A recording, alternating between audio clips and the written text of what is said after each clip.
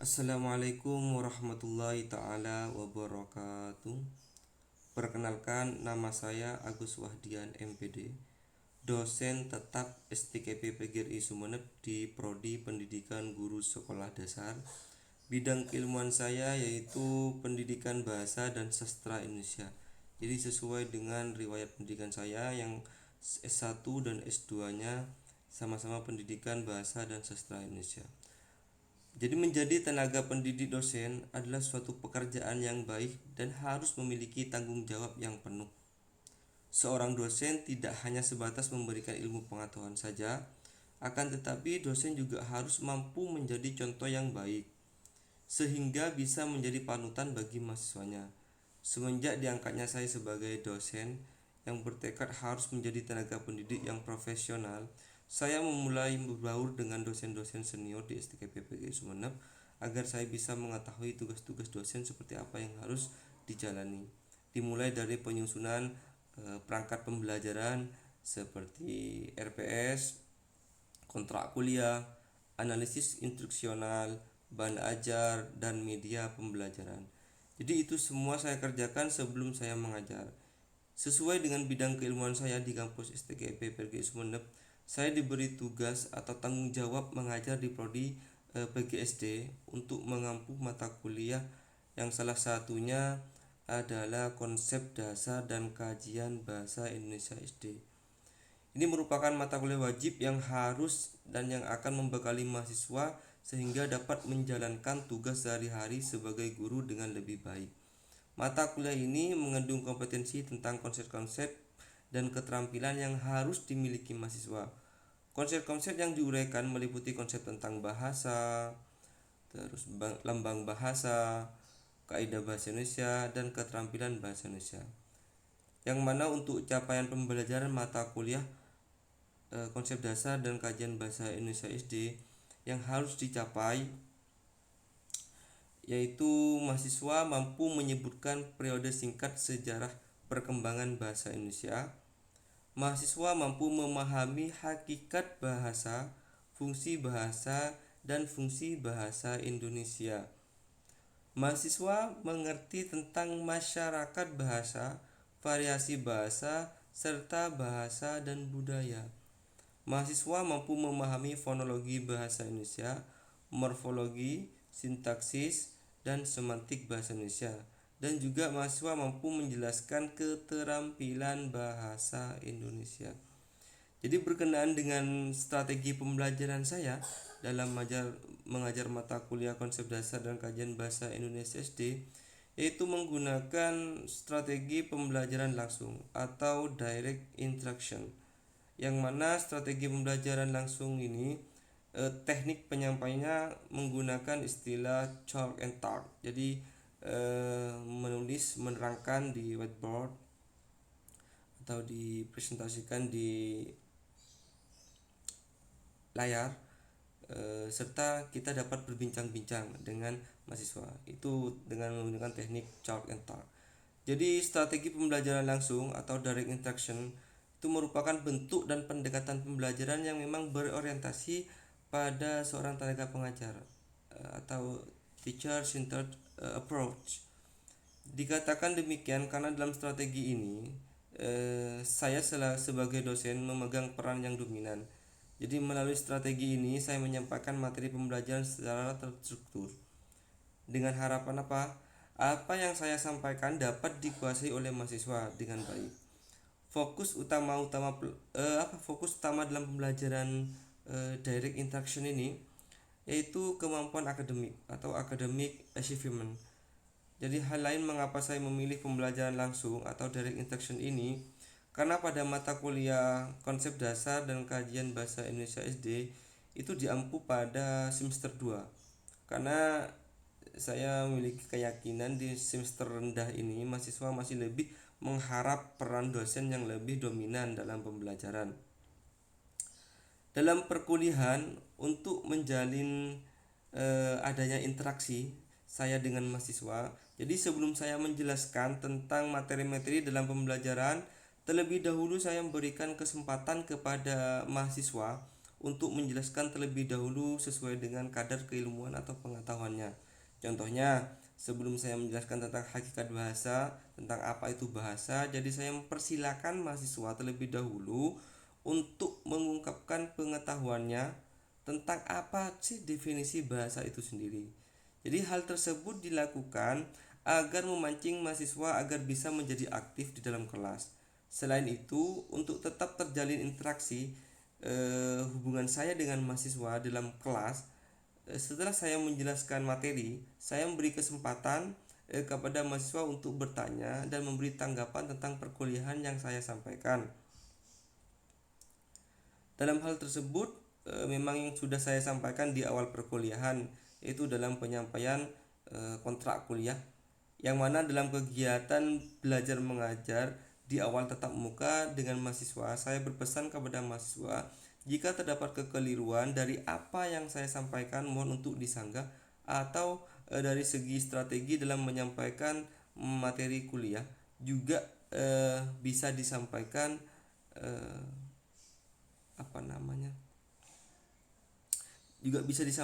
jika terdapat ketidaknyamanan dalam pembelajaran.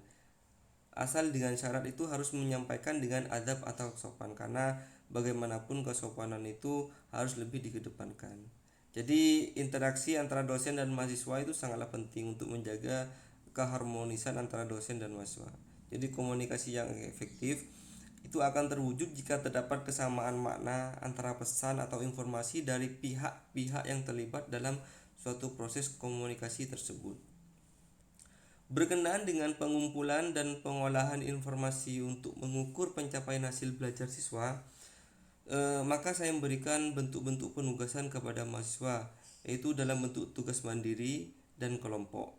Jadi untuk tugas mandiri sendiri, salah satunya itu menyuruh mahasiswa untuk meresum setiap penjelasan yang saya sampaikan selama proses kegiatan perkuliahan.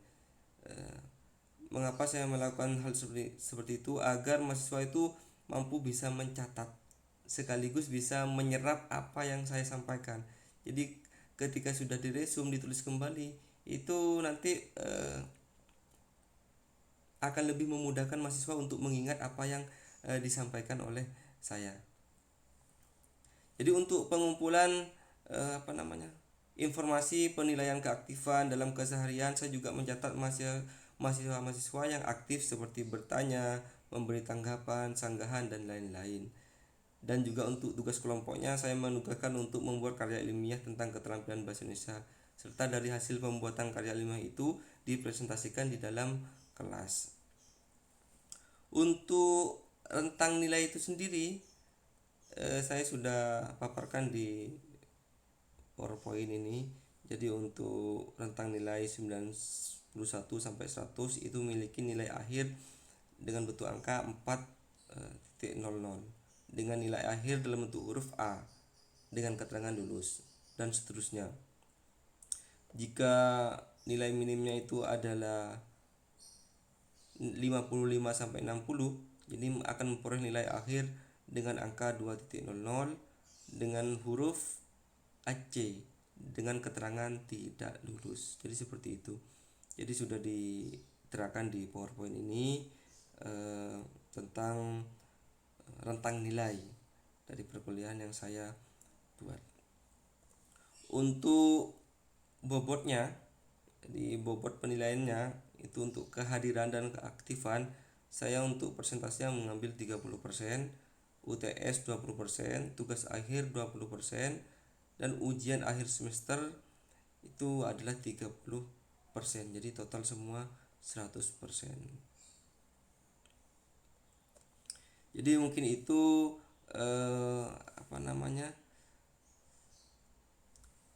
tentang deskripsi tentang pendidikan dan pengajaran pada mata kuliah konsep dasar dan kajian bahasa Indonesia, yang untuk pengajaran itu sendiri akan disampaikan di set berikutnya, yaitu tentang bagaimana proses kegiatan saya ketika saya mengajar di dalam kelas yang pada saat ini itu masih pembelajaran secara daring.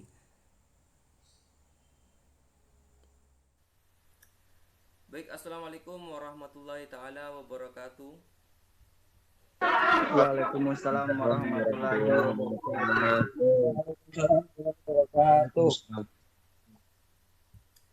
Oke, eh, alhamdulillah ya kita bisa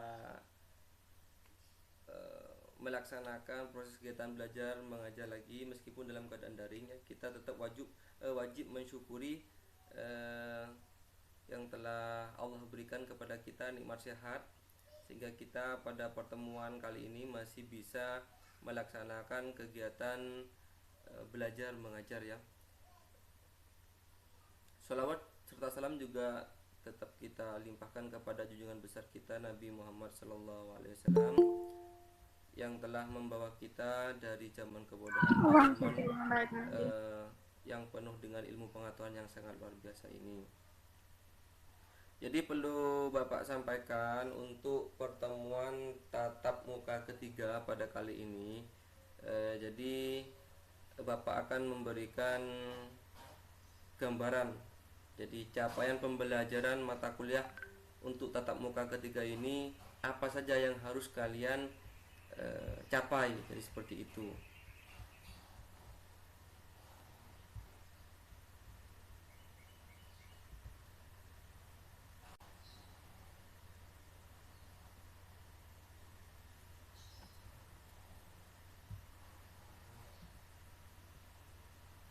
Oke, capaian pembelajaran mata kuliah, konsep dasar dan kajian bahasa Indonesia SD pada pertemuan atau tatap muka ketiga ini. Jadi diharapkan kalian tuh mampu menjelaskan hakikat dan fungsi bahasa Indonesia.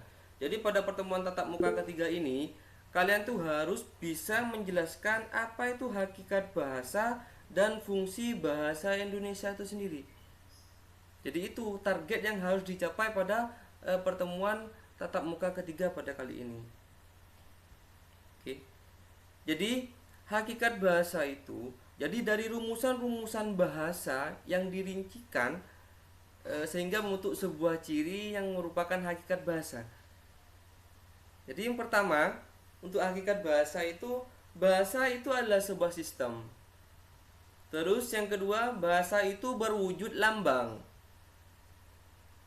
Yang ketiga, bahasa itu bunyi. Keempat, bahasa bersifat arbitrer. 5. Bahasa bersifat konvensional. Terus berikutnya bahasa bersifat produktif. Bahasa bersifat dinamis, bahasa bersifat beragam, bahasa bersifat manusiawi, bahasa itu bermakna. Jadi untuk hakikat bahasa, jadi ada beberapa poin yang harus kita pahami tentang hakikat bahasa. Pertama itu bahasa itu adalah sebuah sistem. Jadi apa sih bahasa itu sebagai sebuah sistem? Jadi itu harus kalian bisa nanti untuk dipahami tentang beberapa dari hakikat bahasa ini. Pertama, bahasa itu adalah sebuah sistem. Jadi mungkin di antara kalian mungkin ada yang bisa menjelaskan dulu apa itu bahasa adalah sebuah sistem. Sebelum Bapak menjelaskan tentang bahasa itu adalah sebuah sistem. Oke, silakan siapa yang ingin bantu jawab atau bantu menjelaskan dulu?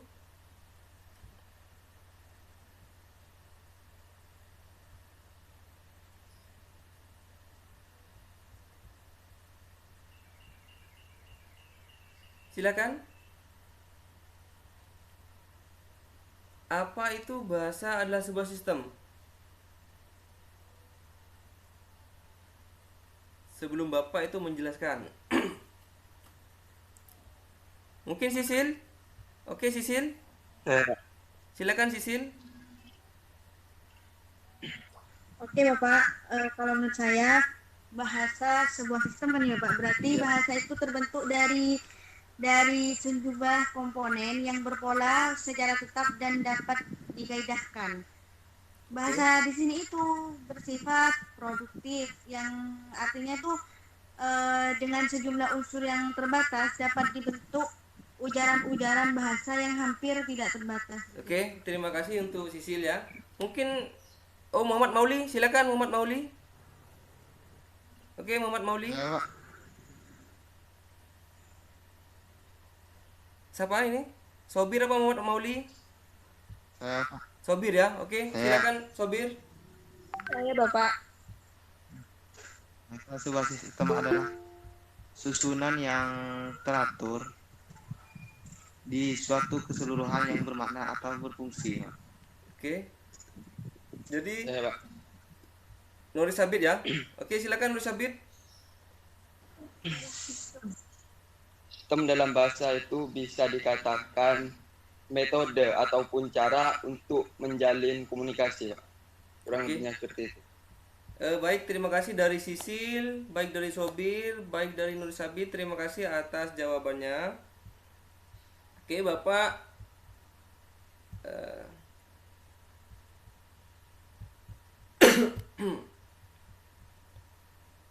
Jadi apa itu bahasa adalah sebuah sistem? Jadi seperti ini.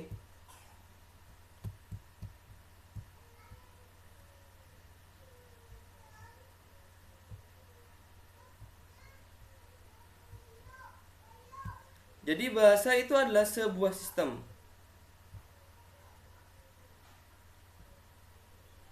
Jadi sistem itu dibentuk oleh sejumlah unsur atau komponen yang satu dengan lainnya berhubungan secara fungsional.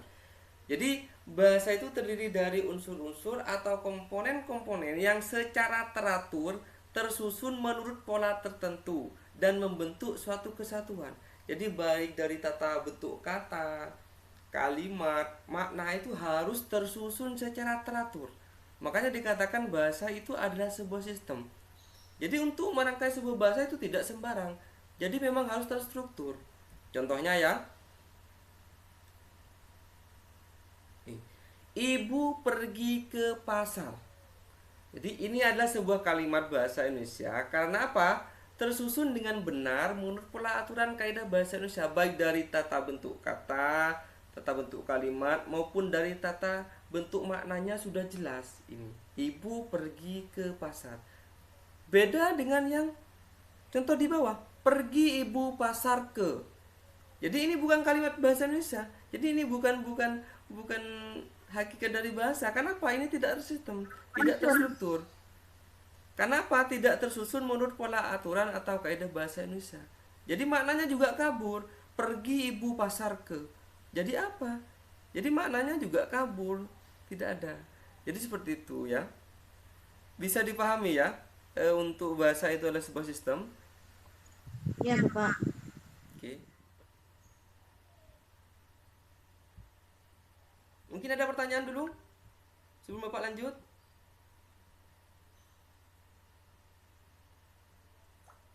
Ada pertanyaan? Bapak itu kan sebelumnya fungsi bahasa ya Pak. Gimana? Ini fungsi bahasa Indonesia. Iya. Kan yang sebelumnya ini dijelaskan tentang fungsi bahasa. Ini lebih spesifik. apa namanya, Pak? Spesifik ya. Lebih spesifik lagi. Iya. Tadi itu fungsi bahasa, sekarang fungsi bahasa Indonesia. Jadi seperti itu. Nah, jadi fungsi bahasa Indonesia itu ada dua. Jadi ada fungsi khusus, ada fungsi umum. Jadi fungsi bahasa Indonesia secara umum, ada fungsi bahasa Indonesia secara khusus. Mungkin sebelum Bapak paparkan fungsi umum bahasa Indonesia itu seperti apa sih? Kalian kan penikmat atau bahasa pemersatunya kan bahasa Indonesia. Jadi sangat disayangkan kalau ada masyarakat Indonesia yang tidak bisa mampu menggunakan bahasa Indonesia. Ya kan ya? Itu sangat-sangat disayangkan kan seperti itu.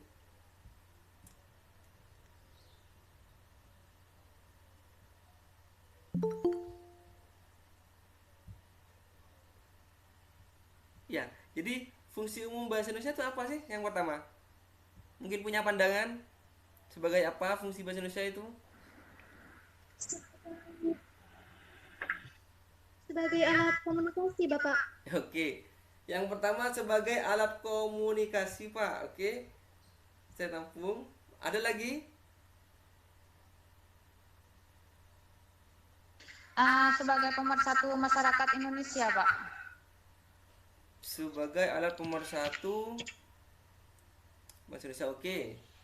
Ada lagi?